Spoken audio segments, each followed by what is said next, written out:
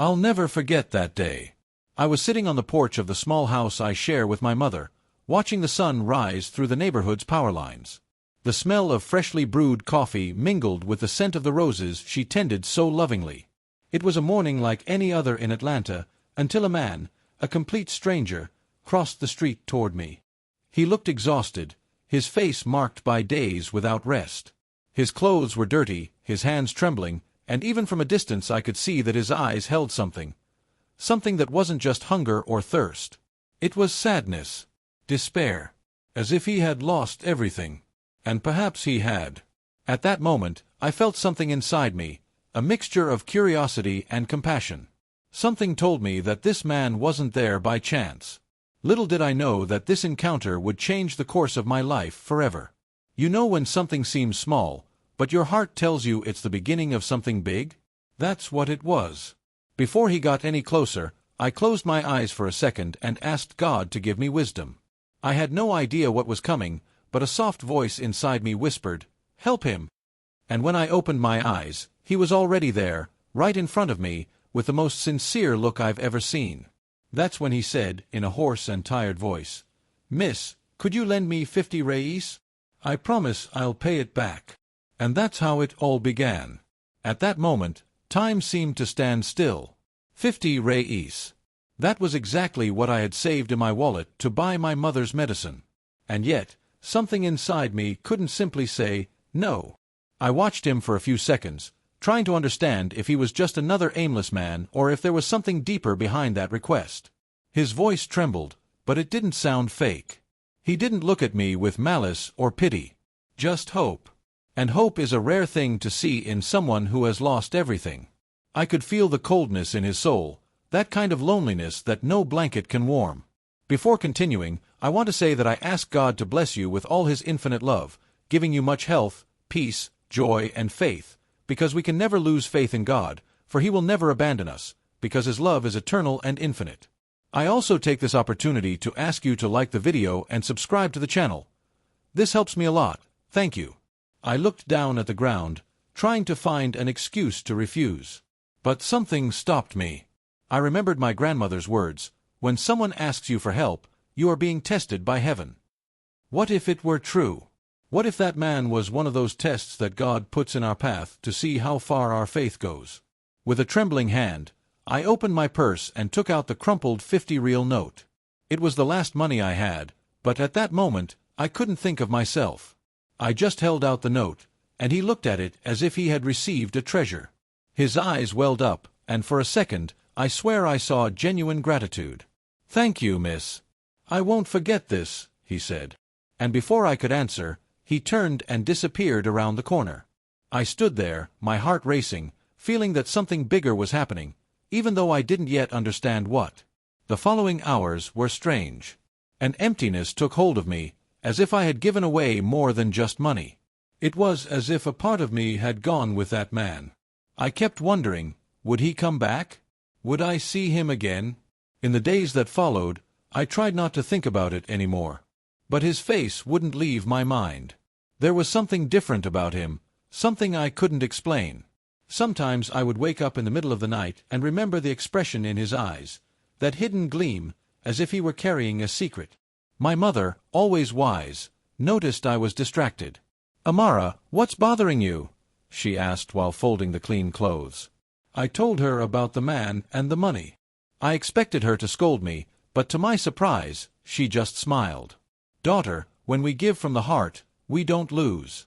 The seed of good always flourishes, even when the ground seems dry." Those words kept echoing inside me. Maybe that was it. Maybe I had planted a seed without knowing it. A seed that, one day, would bloom. But still, there was something strange. I remembered that, when he held the bill, a gold ring gleamed for an instant on his finger, too clean for someone experiencing homelessness. It was quick, almost imperceptible, but it intrigued me. I began to observe the streets more attentively, hoping to see him again. No sign. No news. Nothing. Until, one afternoon, returning from work, I found an envelope tucked under the door. Inside, only a handwritten sentence, "Thank you for believing when no one else would." My heart raced. There was no signature, but I knew who had left it. It was him. Inside the envelope, nothing but a small silver key. No address, no explanation. Just a key. And that's when I realized that what seemed like a simple act of kindness was, in fact, the beginning of something much bigger, something that was yet to be revealed. And you won't believe what this key led me to discover. In the following days, that key wouldn't leave my mind. I carried it with me, hanging from a simple cord, like someone guarding a sacred secret. It was small, made of silver metal, with a number engraved on the side, 214. I'd never seen anything like it.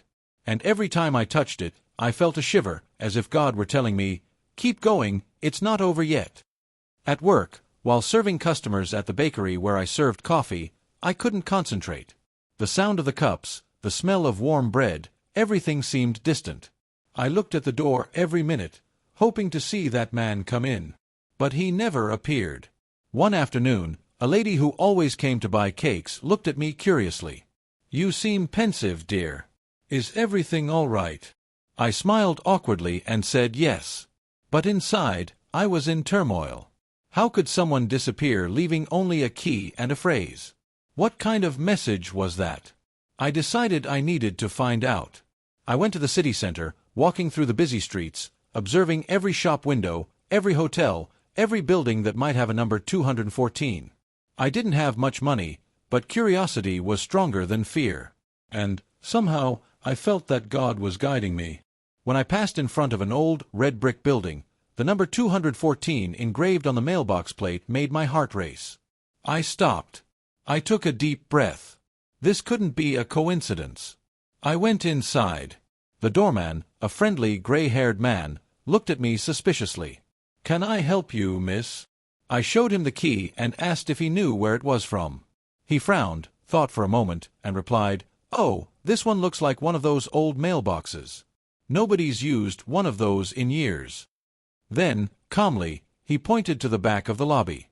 "The mailboxes are still there, if you want to try." I walked down the indicated hallway. It was narrow, lit only by a dim lamp.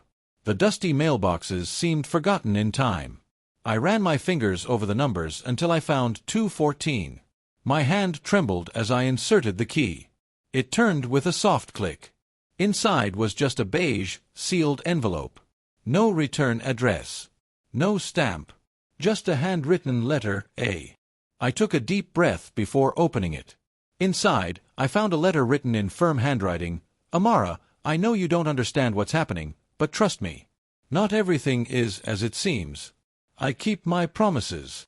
For a moment, I had to sit down. The floor seemed to spin.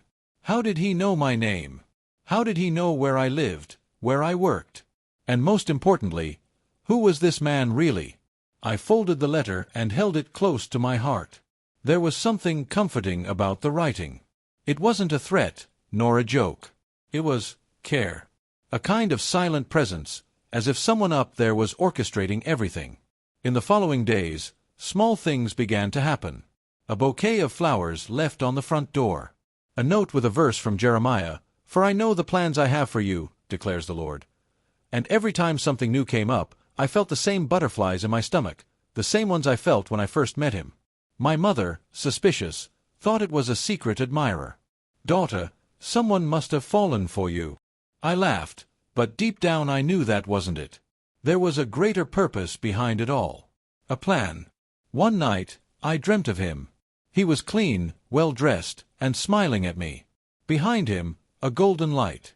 "Don't be afraid," he said. "The good you did is coming back to you." I woke up crying, not understanding what was a dream and what was a warning. I decided I couldn't wait any longer. The next day, I went back to the building and asked the doorman if he remembered the man. "Oh, that guy with the gray beard? Of course. He came here the other day asking about a girl named Amara. He seemed relieved when I mentioned you'd been here." My heart raced. "Did he leave anything else?" I asked. The doorman thought for a moment and opened a drawer. He took out a blue envelope and handed it to me. "He said you'd be back." Inside there was only a bus ticket to a nearby city, Augusta, and a note, "Go tomorrow at 8. Trust me." I knew it sounded crazy. that my mother would never approve. But, for some reason I couldn't even explain, I felt I had to go. The next morning, I said goodbye to my mother, simply stating that I had something important to take care of. I boarded the bus and sat by the window, holding the letter and the key. The road seemed endless, and the sound of the engine mixed with the wind seemed to lull me between fear and faith. I arrived in Augusta in the late afternoon. The address on the note led me to a simple but welcoming community shelter. There, an elderly woman greeted me with a warm smile. "You must be Amara. He said he would come." "Who?" I asked, almost breathless. "Mr. Ben, the man who helped found this shelter. He said that if you showed up, he wanted to show you something." She led me to a small room where a black folder lay on the table. Inside were documents, photos, and a donation slip signed in my name. I read it and almost dropped it. The folder said, "Amara Johnson Fund, Scholarship Program for Low-Income Girls."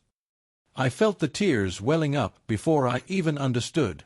That man, that supposed beggar, had created a fund in my name. And it was at that moment that the impossible began to unfold before my eyes, because, behind one of the photos, there he was. Clean-shaven, smiling, in a suit and tie, posing in front of a modern building. The name engraved on the facade made me shiver. Ben Carver Enterprises. And that's when I realized, the man I asked God to help was no ordinary stranger. He was a billionaire. I stood there, staring at that photograph as if gazing into a mirror of destiny. Ben Carver. The name sounded familiar, but I couldn't remember from where. His image, elegant, confident, so different from the dirty, tired man I had helped, seemed impossible to reconcile. It was as if there were two people living within the same soul. I went back to the receptionist at the shelter and asked who he was, trying not to show my surprise. She looked at me tenderly, as if she knew more than she could say. "Mr. Ben is a good man. He helped a lot of people here. But after his wife died, he disappeared off the face of the earth. They said he was traveling alone, trying to rediscover his faith." Those words kept echoing inside me. Rediscovering faith. Suddenly, everything made sense. He wasn't just testing the world, he was testing himself. And somehow, I had become part of that test. I opened the folder again, and a second letter fell to the floor. I picked it up with trembling hands. The handwriting was the same as the first message. "Amara, if you are reading this, it's because you believed. And those who believe see beyond appearances. Don't try to find me yet. When the time is right, I will come to you." The tears came without warning. I sat on the cold floor of that room, pressing the paper against my chest. Faith is an invisible thread, but when it pulls, you feel it. And in that moment, I felt God pulling me toward something I didn't yet understand. I returned to Atlanta the same day, but nothing seemed the same. The streets, the people, the distant sound of cars, everything seemed part of a grand stage where I was just a piece being moved by invisible hands. At every corner, I expected to see him. A week later, I was serving coffee when the doorbell rang. I glanced reflexively and almost dropped the tray. It was him. Ben. In a dark suit, trimmed beard, the same deep gaze. For a moment, time stood still. He walked to the counter and said, smiling, "I promised I'd come back." That voice, so calm and confident, reminded me of the day he asked me for help. Only now, the feeling was the opposite. He seemed to be the man who would help me. "Why did you do that?" I asked, my heart racing. He took a deep breath, looking around to make sure no one was listening. "Because I needed to remember what it's like to be in the right place for the right reasons. And you showed me that." We were silent for a few seconds. The world seemed to have stopped. He then opened his wallet and placed a 50-real note on the counter, the same amount I had given him. But, along with it, there was also a check. A blank check. "This is for you to decide the value of what you believe you deserve," he said, and turned to leave. I was paralyzed. What did that mean? Was it a test? A challenge? Or just a symbolic way of saying thank you? I ran to the door, calling out to him. "Wait.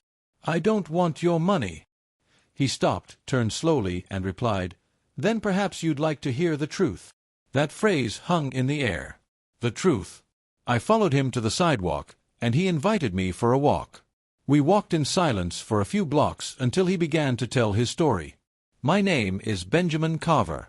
I am the founder of an investment network. I have more than I could ever need. But I lost everything that can't be bought. He paused for a long time, looking at the gray sky. My wife, Margaret, died of cancer 2 years ago.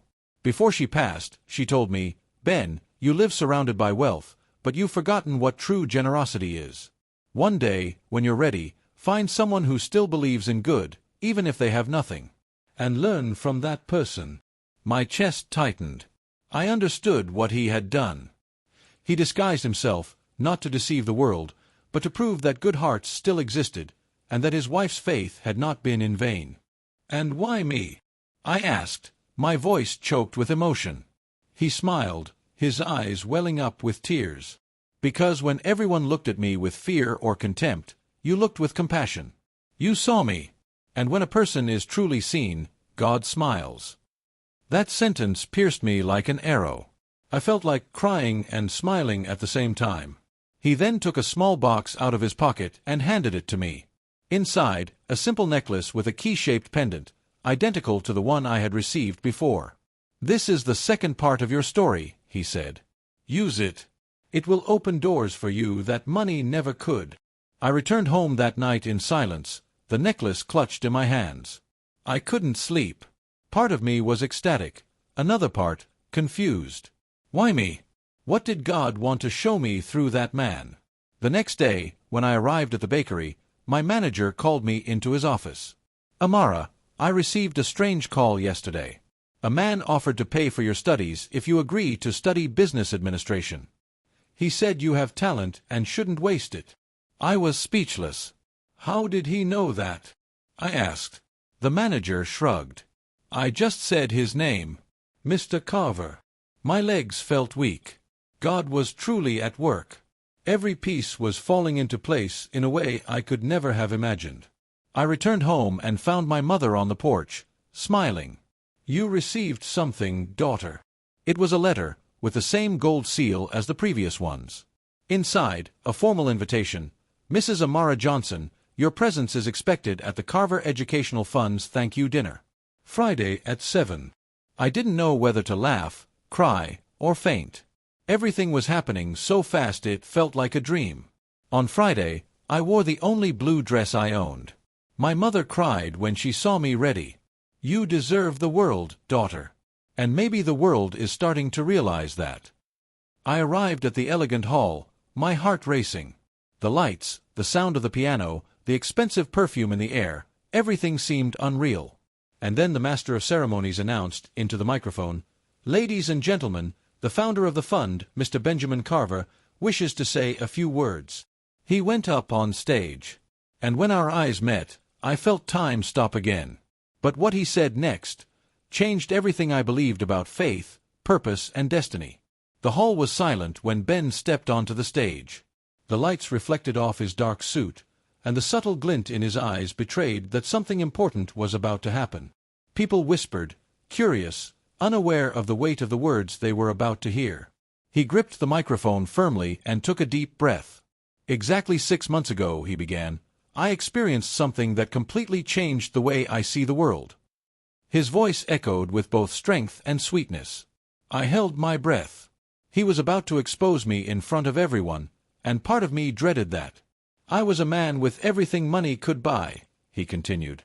"But I lost what no fortune can restore, meaning. After my wife's death, I was left empty. Until one day, tired of all the faces that treated me with interest, I decided to walk like the invisible ones. I wanted to know if genuine goodness still existed in this world." The entire room fell silent. Some glances met, others lowered their heads, as if guilt had found a place to rest. "I pretended to be poor," he continued, "dirty, hungry, aimless. And amidst so many closed doors, only one opened. A simple woman, with a pure heart, extended her hand to me without asking for anything in return. My heart was pounding. I knew he was talking about me, but part of me wanted to disappear." Ben took a deep breath, moved. "She gave me what she valued most, not the money, but her faith in humanity. Those 50 reis gave me back my hope. People began to murmur. Some laughed quietly, thinking it was a fable. Others looked around, trying to figure out who the woman in the story was. I shrank back in my chair, hoping he wouldn't say my name. But he said, "That woman is here today. Her name is Amara Johnson." All heads turned in my direction. The sound of applause began timidly and then grew, like a wave. I was breathless. I felt my face burning, my hands trembling. Part of me wanted to run, part wanted to cry. Ben smiled. "Amara, please come here." My legs felt heavy. I stood up slowly, feeling the gaze of dozens of people on me. I walked to the stage and, as I climbed up, he tenderly extended his hand to me. "Ladies and gentlemen, this is the woman who showed me that true wealth lies in a heart that trusts in God." The audience applauded again, now with genuine emotion. I stared at him, unable to say anything. That's when Ben turned to the audience and continued, "But what nobody knows is that, before she died, my wife left a wish. That I find someone who symbolized the faith she saw in the world, and that this person would be the guardian of the legacy we would build together." A murmur echoed through the hall. I felt a chill run down my spine. "Today," he continued, "I fulfill that promise. Amara not only inspired this educational fund, she will be its new director." The hall erupted in applause, but I couldn't react. "What?" I whispered. He turned to me, smiling serenely. "It's yours now. You're the reason it exists." I felt the tears welling up, but also a pang of fear. I wasn't ready for this. "Ben, I just wanted to help. I don't know how to drive any of this." He put his hand on my shoulder. "God never chooses the ready. He prepares the chosen." His words pierced me like a prayer. It was beautiful, but also terrifying. The audience wept, deeply moved. Some older women joined their hands in prayer. Suddenly, a journalist stood up from the audience. "Mr. Carver, do you confirm that Amara knew nothing until today? That she had no connection whatsoever with your company before this event?" The tone was provocative. Ben nodded calmly. "Yes, absolutely none. She helped me without knowing who I was." The reporter pressed him. "So you used your position to manipulate an innocent person just to satisfy a personal whim?" The room grew cold. All eyes turned to him. Ben took a deep breath, and for a moment, the air seemed heavy. "No, sir," he replied firmly. "I put myself in the place of someone who suffers to remember what humanity is. And what this young woman did taught me more about God than all the sermons I've ever heard." The tension gradually dissipated, replaced by sincere applause. The journalist sat down, embarrassed. I looked at Ben and saw in his eyes a mixture of pain and relief. He had completely exposed himself. When the ceremony ended, people came up to me. Some hugged me, others wanted to hear the whole story. I smiled, but inside I was a jumble of emotions. I was happy, yes, but also scared by the weight of the responsibility he had placed in my hands. Later, outside, Ben found me alone in the hotel garden. The golden lights reflected on the fountains, and the distant sound of violins filled the air. "Amara, I know it was a lot for you today, but I needed to tell the world what I saw in your eyes." I sighed, still processing everything. "Ben, what exactly do you expect from me now?" He smiled, but this time there was sadness in his eyes. "Just that you continue being who you are. But there's something I need to tell you, something no one else knows." My heart raced. "What is it?" He looked at the floor for a few seconds before saying in a low voice, "I'm sick, Amara. And I don't have much time." The world seemed to crumble beneath my feet. I stood motionless before him, as if the ground had disappeared beneath my feet. Those words, "I'm sick, Amara," echoed within me, heavy, unreal. Ben, the strong, generous man, the billionaire who had everything, now seemed fragile, human, broken. "Sick?" I asked, almost voiceless. He nodded, his gaze serene. "Cancer. I found out a year ago. I've had all the treatments, but now, the doctors say it's just a matter of time." I felt a lump in my throat. I wanted to say something, anything, but the words were lost between fear and disbelief. He continued, "I didn't tell anyone. Only Margaret knew, before she left. After she was gone, I promised myself that I wouldn't die without fulfilling her last wish. Finding someone who believed in good," I finished, remembering the words from the speech. He smiled slightly. "Yes. And I found him." I stood silent, watching the man who, suddenly, seemed so small in the face of eternity. The wind blew gently through the garden, rustling the leaves of the trees. It was as if God were there, listening to every word. "Why are you telling me this now?" I asked, my voice trembling. He replied without hesitation, "Because I need you to know that the educational fund isn't about me. It's about you, about the people who still believe. I want you to continue what we started, even when I'm no longer here." My heart tightened. "Don't say that, Ben. You still have time." He looked at the sky and smiled calmly. "We all think we do. But time isn't measured in days, Amara. It's measured in purpose. And mine is coming to an end." We stayed there for long minutes, in silence. I felt like screaming, like begging God to change that fate. But a strange peace enveloped me, as if an invisible force were telling me, "Trust.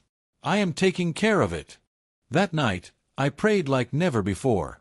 I asked for a miracle, but I also asked for acceptance. "Lord, if his purpose is to leave, let him leave in peace. But if there is still something that you want to show through him, give me strength to see it." The next day, I visited Ben at his office for the first time. He showed me every room, every project, every photo on the wall. "I want you to understand the weight of the mission I've entrusted to you. It's not about charity. It's about hope." As he spoke, I noticed a dry cough interrupting his sentences. His eyes betrayed his weariness, but also his unwavering faith. "Aren't you afraid?" I asked. He replied calmly, "No. When you have faith, fear changes its name. It becomes surrender." I began visiting him almost every day. Sometimes we would just sit in silence, drinking coffee. Other times, he would tell stories of his childhood, of the lessons he learned from his wife, of the times when wealth had distanced him from God.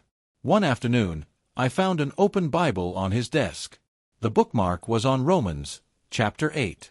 He asked me to read it aloud, "For I am convinced that neither death nor life, neither angels nor demons, neither the present nor the future, nor any powers, neither height nor depth, nor anything else in all creation, will be able to separate us from the love of God." When I finished, he smiled, his eyes welling up with tears. "That's the promise that sustains me. And I want it to sustain you too." Over time, I began to see how much he had truly changed. He was no longer the powerful man who made cold decisions. Now, he was a servant, someone who saw value in humility and compassion. He said that the real investment was in souls. One morning, he called me to his house. He was weaker, but determined. "I want to show you something." He led me to a small garden in the back, where there was a recently planted tree. "I planted this the day you gave me those 50 reis. I called it the Tree of Faith. It grew quickly because it was watered by a generous heart." I touched the trunk and felt a shiver. "Ben, this is beautiful." He laughed. "She's yours now. Take care of her, like you took care of me." Weeks passed, and his condition worsened. I visited him in the hospital, bringing flowers and prayers. Sometimes he would sleep while I quietly read the Psalms to him. Other times, he would simply hold my hand and whisper, "You are my answer." One day, arriving at the hospital, I found an envelope on his pillow. Inside, a note in firm handwriting, "If I leave before dawn, remember, love is the only legacy worth leaving behind." My heart broke. I sat there watching him sleep, while the tears fell silently. I begged God to let him stay. Just a little longer. But God had another plan. The following morning, I received the call. I rushed to the hospital, but when I arrived, he had already passed away. The room was peaceful. The open window let in a gentle breeze, and someone had placed the key necklace he had given me on his chest. I fell to my knees, crying. I felt anger, pain, emptiness. But, amidst the tears, a certainty took hold of me. He hadn't gone away. Not really. Days later, during the wake, Ben's lawyer called me. Mr. Carver left a final letter for you. I opened it with trembling hands. The first words made me sob. Amara, if you are reading this, it's because my mission is over. But yours is just beginning. The letter spoke of faith, of legacy, and ended with a phrase I will never forget. Don't cry for me. Keep loving the world as if I were still in it. Because, in a way, I am. I held the letter close to my chest and looked up at the sky. The wind blew again, just like that first morning when I met him. And in that instant, I realized that the end wasn't goodbye. It was the beginning of something that God was yet to reveal. And this something would come in a way that no one, not even I, could have predicted. The days after the funeral seemed endless. The house was silent, the world seemed colder, and every corner of the neighborhood reminded me of him. But at the same time, there was something new in the air, a peace I didn't know where it came from. It was as if Ben's presence had transformed into wind, into light, into direction. On the first Sunday after the farewell, I sat in the church my mother always went to. The pastor was talking about the parable of the talents, about the duty to multiply what God puts in our hands. And when he said, "Do not bury what the Lord has entrusted to you," I felt a shiver. I knew that word was for me. I left the church with a determined heart. If Ben trusted me to continue what he started, I couldn't let fear paralyze me. I opened the folder the lawyer gave me and began organizing the project with my own hands. The Amara Johnson Fund needed to get off the ground and reach real lives. But what nobody knew was that I had no idea how to manage anything. I was just a bakery clerk, with faith in my heart and a dream that now seemed too big. Still, something told me that if God brought me this far, He would also teach me how to walk. I started studying at night. Free online courses, videos, books borrowed from the public library. I wrote everything down in a simple notebook with a blue cover, the same notebook where, some time ago, I used to write down prayers. Now, it had become my manual for faith and management. One morning, I received an unexpected call. A formal male voice said, "Mrs. Johnson, I am Mr. Carver's assistant." Before he passed away, he left specific instructions regarding a property in his name. I would like to schedule a visit. My heart skipped a beat. A property? I'd never heard of such a thing. The next day, I went to the address given. When I arrived, I could hardly believe it. It was an old warehouse in downtown Atlanta, abandoned, but with potential. On the walls, a faded sign, Carver and Hope Foundation. The assistant explained, "He asked you to turn this place into a community center. He said you would know what to do." I stood there, alone, gazing at that space filled with dust and possibilities. The broken windows let in sunlight in golden beams, as if God Himself were illuminating what was to come. I spent days cleaning, organizing, dreaming. My neighbors started showing up, curious. "What are you going to do here, Amara?" "A place to help people," I said. "A place where no one needs to pretend to be poor to be seen." The news spread quickly. Within a few weeks, volunteers arrived, bringing paint, tools, and donations. I saw God's hand in every detail. People I had never met before appeared with smiles and stories of gratitude. And then, something started to happen. Every day, upon opening the shed, he found something new left at the door: flowers, anonymous notes with verses, small amounts of money. The most curious thing was that each note ended with the same phrase, "Keep believing." I knew it could be anyone. Maybe former employees, maybe people inspired by the story. But there was something about that gesture that felt personal. Like Ben, sending messages from heaven. One afternoon, a little boy appeared with an envelope. "A lady asked me to give this to you, miss." I took it, confused. Inside was a photograph, an old black and white photo of Ben and Margaret smiling. On the back, just a handwritten sentence, "Promises kept flourish." I felt a lump in my throat. I looked up at the sky and whispered, "I know it's you." In time, the center was completed. We painted the walls white and blue, the colors of hope. We opened a small library, a community kitchen, and a classroom for underprivileged youth. Every detail seemed to carry a little piece of him. At the inauguration, the place was packed. Children running around, elderly people singing old hymns, volunteers smiling. In the middle of the celebration, I looked at the tree I planted at the entrance, a sapling of the tree of faith that Ben had left me. And I swear, at that moment, the wind blew strongly, making the leaves dance as if someone had touched them. The local pastor offered an opening prayer. Lord, thank you for transforming grief into legacy and pain into purpose. May this place be a refuge and a place of rebirth. I couldn't hold back the tears. Later, an elderly woman approached. You don't know me, but I worked for Mr. Carver many years ago.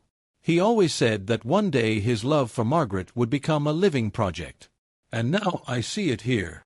I held her hands and felt my heart warm. God truly writes stories with lines we could never understand on our own. In the following weeks, newspapers began reporting what they called the Atlanta Miracle. The project spread across the country, inspiring other cities to do the same. And me?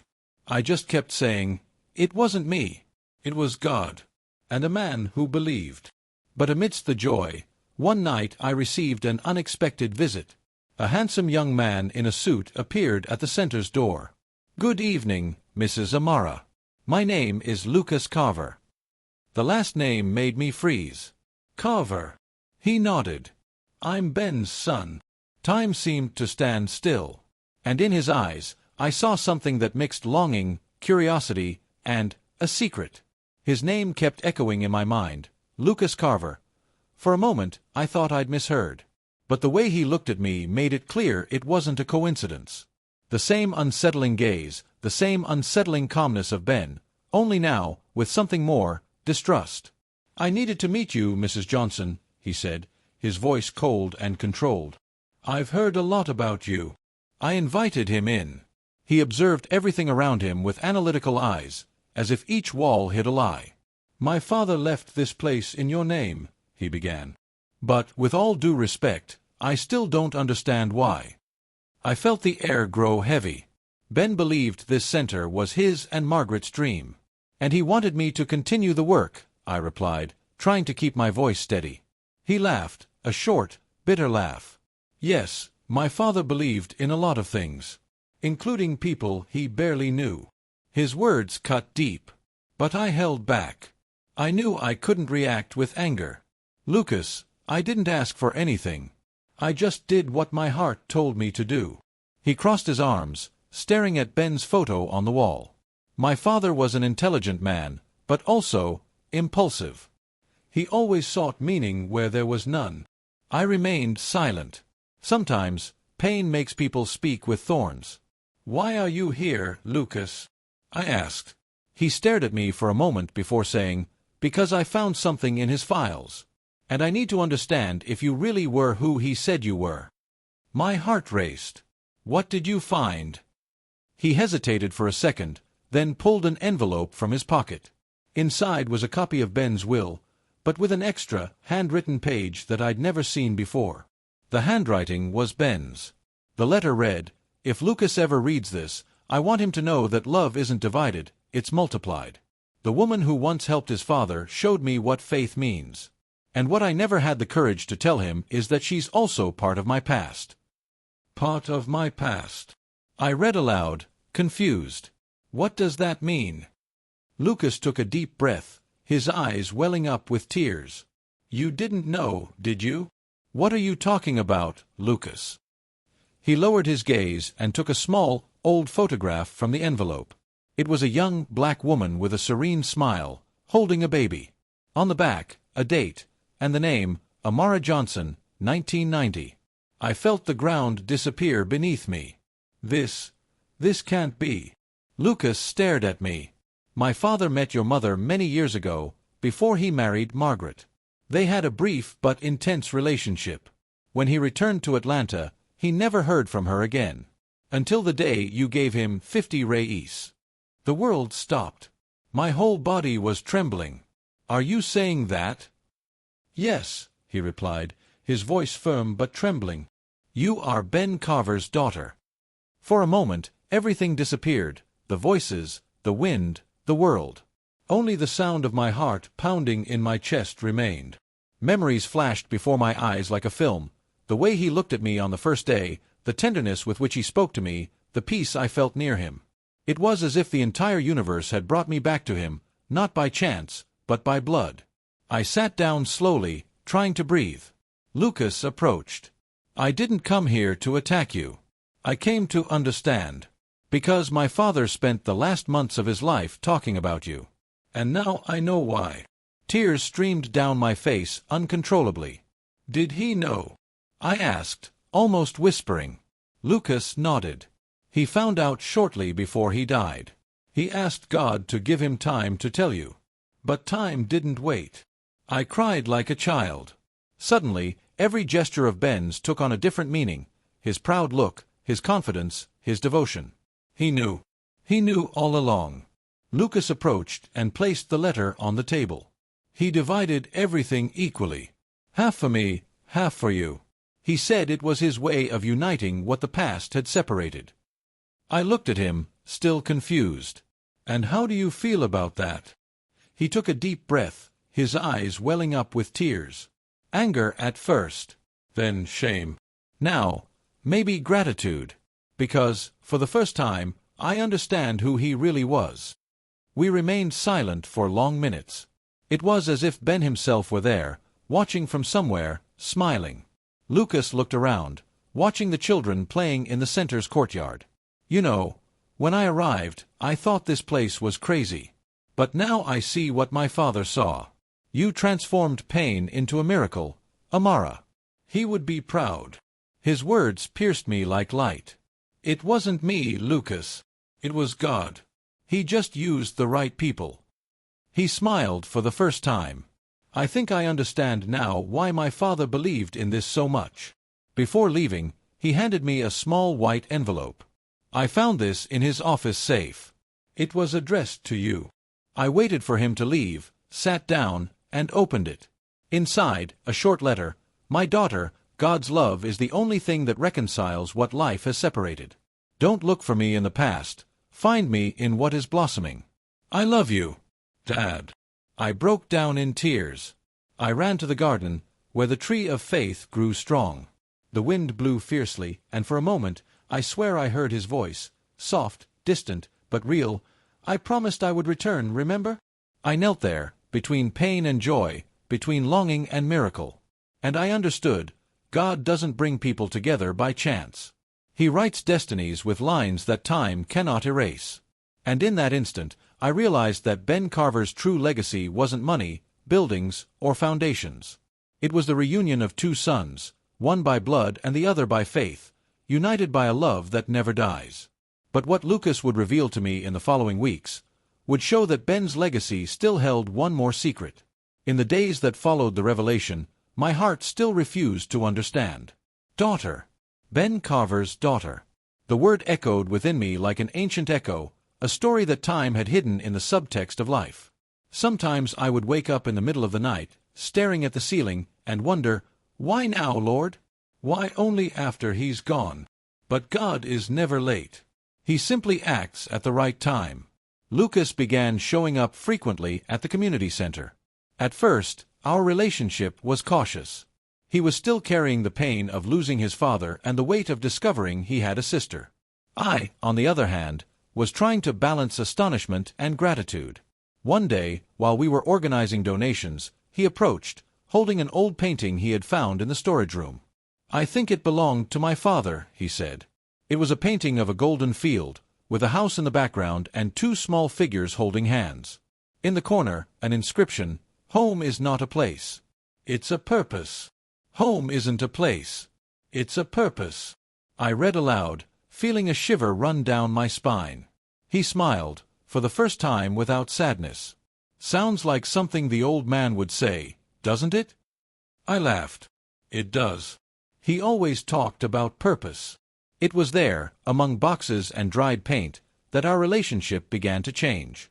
Lucas's resentment gave way to respect.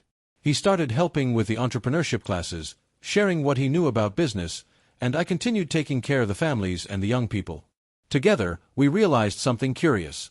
Everything Ben had left behind was organized in a precise, almost prophetic way. The papers, the donations, the contacts, everything seemed to form an invisible path, leading to something bigger. One afternoon, While we were reviewing old documents, Lucas found a golden key inside a sealed envelope.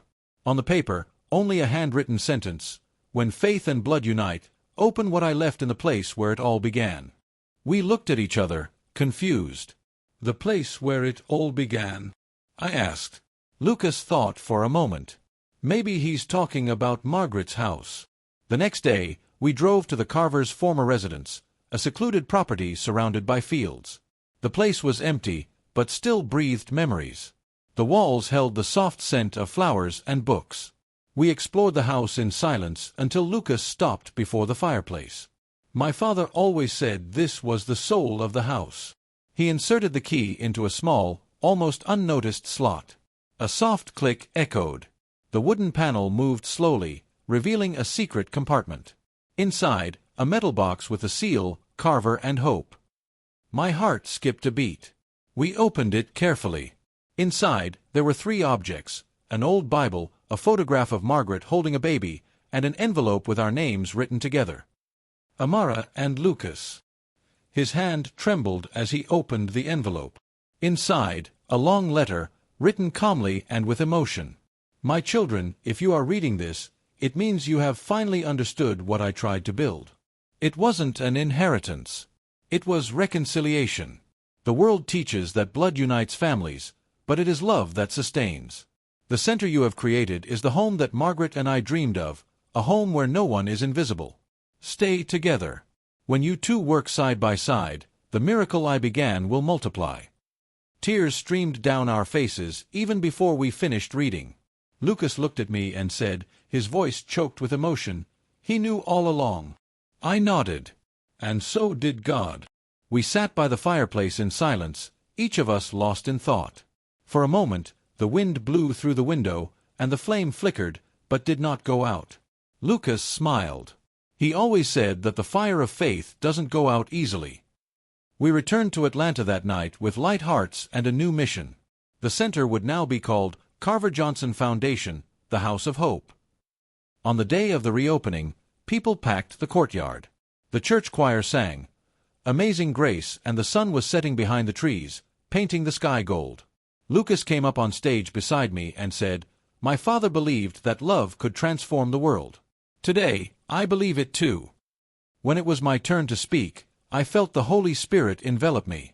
I thought I was helping a man in need, but God was showing me the father I never had.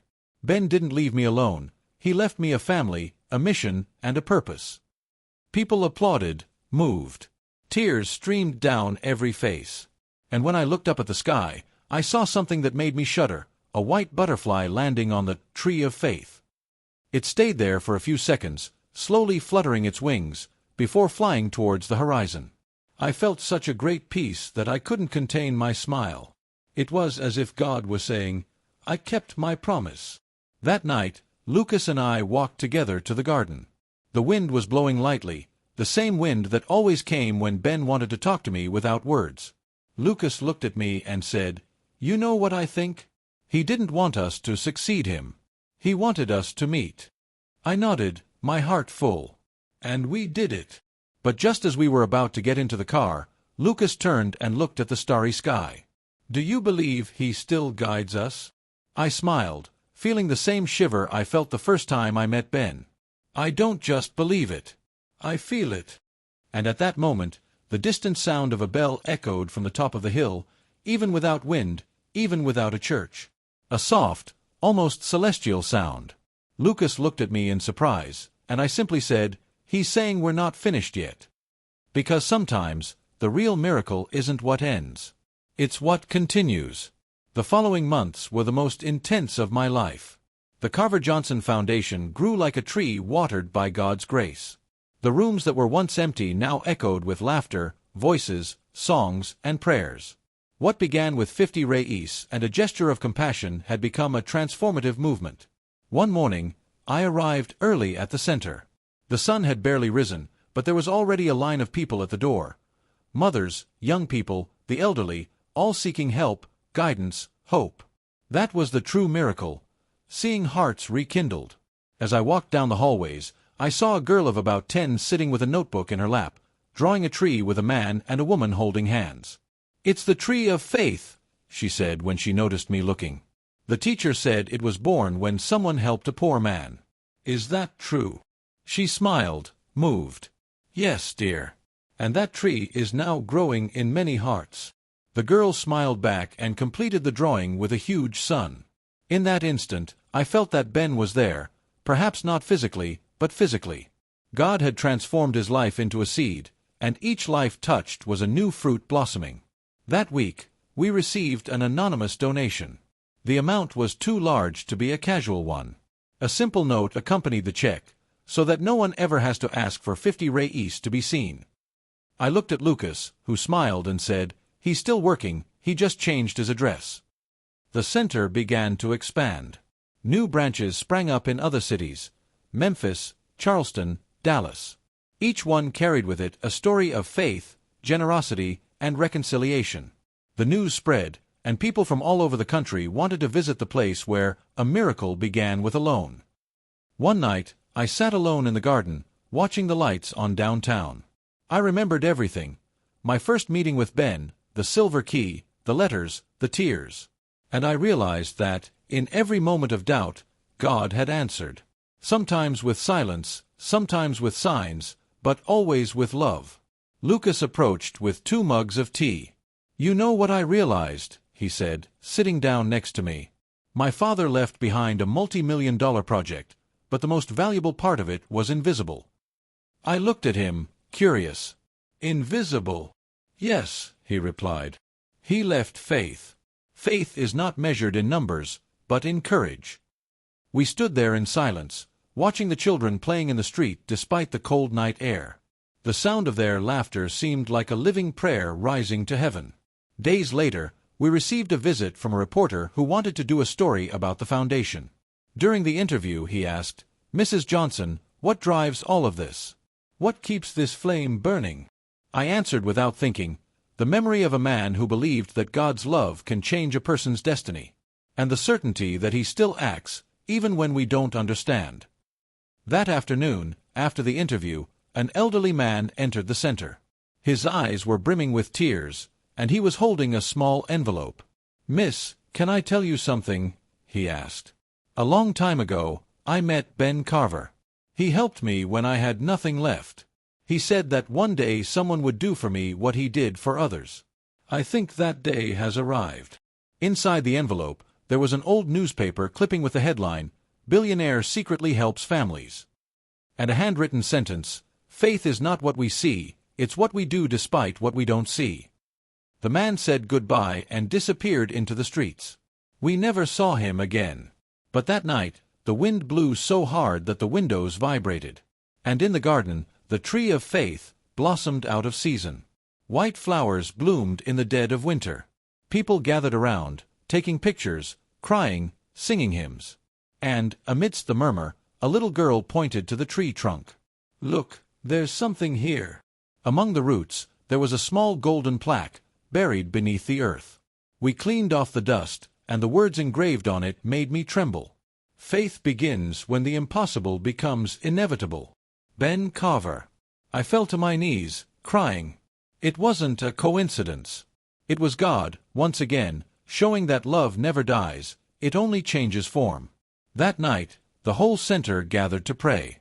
We gave thanks for life, for reunions, for second chances. And, when everyone had dispersed, I was left alone, gazing at the starry sky. "Thank you, Lord," I whispered, "for showing me that one man's faith can light up the world." And, for the first time since he left, I dreamed of Ben. He was in a golden field, holding hands with Margaret, smiling. Behind them, the tree blossomed. He looked at me and said, "Now you understand, daughter. Goodness never dies. It multiplies." I woke up with tears in my eyes, but this time they were tears of peace. The next morning, I decided it was time to take a new step. The world needed to know this story not as a tragedy, but as a living testament to the power of faith.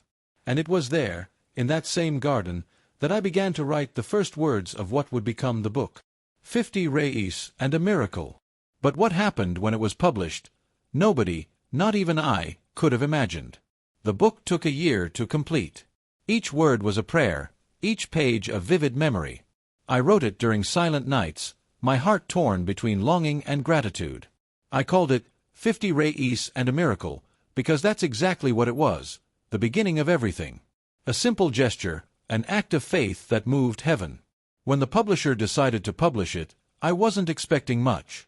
I thought it would just be another beautiful story among many. But God had other plans. In the first week, the book spread across social media. Pastors, journalists, and teachers began talking about it. People wrote saying that reading it helped them reconcile with parents, children, and siblings. Some even repaid old debts, others rekindled the faith they had lost. I read each message with tears in my eyes. The story that was born in the silence of pain was now reaching the world. And in each testimony, I saw the reflection of Ben, of the man who believed when no one else would. One morning, I received an unexpected call. It was the director of a major television network. "Ms. Johnson, your book has inspired millions. We want to bring you on national TV to tell your story." The invitation seemed unreal. I accepted, trembling.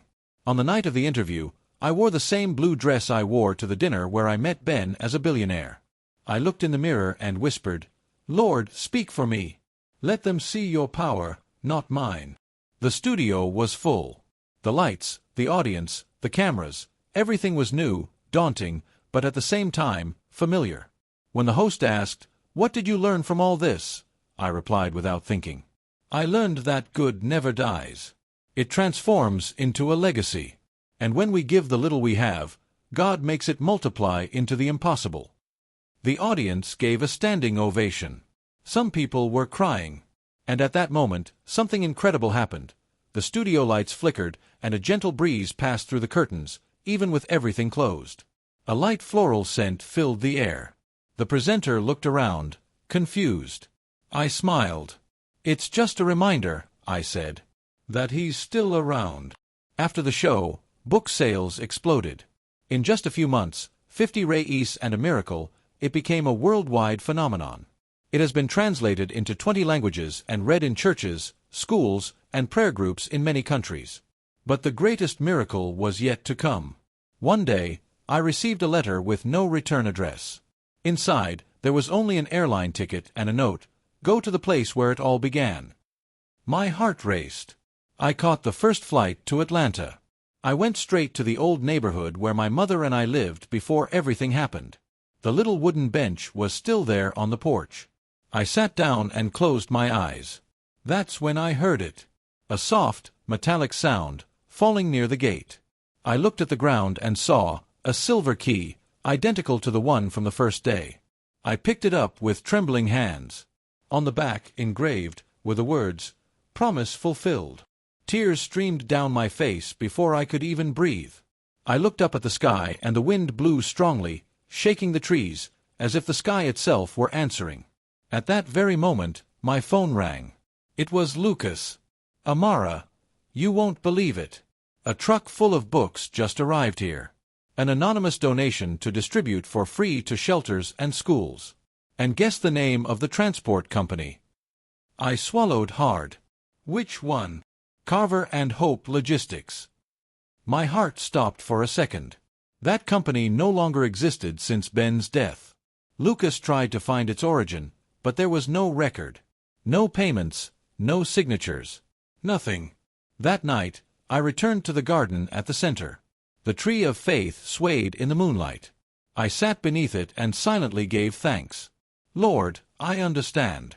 The miracle wasn't the money, nor the book. The miracle was the love that survived death." I closed my eyes, and I swear I heard his voice again, clear, serene, paternal. "I told you I would return." The leaves of the tree moved in the shape of a cross. The wind ceased. And for a brief moment, I felt as if a hand rested on my shoulder, firm and comforting. I opened my eyes and saw Lucas standing in the distance, visibly emotional. "You felt it too, didn't you?" I asked. He nodded, his voice choked with emotion. "Yes. He's here." That morning, a group of young people from the city center began to sing "Amazing Grace" under the tree. Without anyone planning it, everyone gathered, the elderly, children, volunteers. The music rose to the heavens like a living prayer. And when the chorus ended, a shooting star streaked across the sky, leaving a golden trail over us. No one said a word. We just stood there looking up, our hearts filled with something that words couldn't put into words. I knew, at that moment, that the story was complete. That the billionaire who pretended to be poor not only changed my life, he changed the destiny of us all. His love became a seed, and the fruit of that seed was called hope. And if you look with faith, you will see that even today, somewhere in heaven, he still smiles. But what happened after that night was something that neither time nor faith can ever erase. Today, when I look back, I see that nothing happened by chance. Neither the 50 real note I found in the street, nor the mysterious key, nor the tears I shed alone in the early hours of the morning. Every step, every silence, every unanswered why, everything was part of a greater plan, designed by the hands of God. Ben Carver pretended to be poor to remind the world of a simple truth, that the greatest wealth is not what we have, but what we give. I discovered that the most powerful faith is born when we give the little we have, believing that God will multiply it. Today, his name lives on in every life transformed, in every smile born at Casa de Esperanza, in every child who finds a reason to dream there. The miracle wasn't the money. The miracle was the love that refused to die.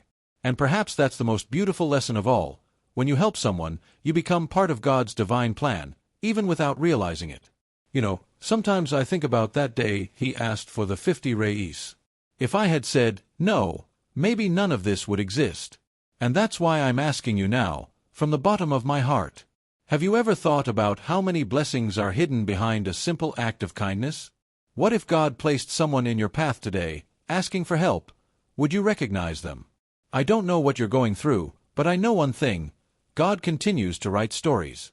And perhaps, at this very moment, He is writing yours.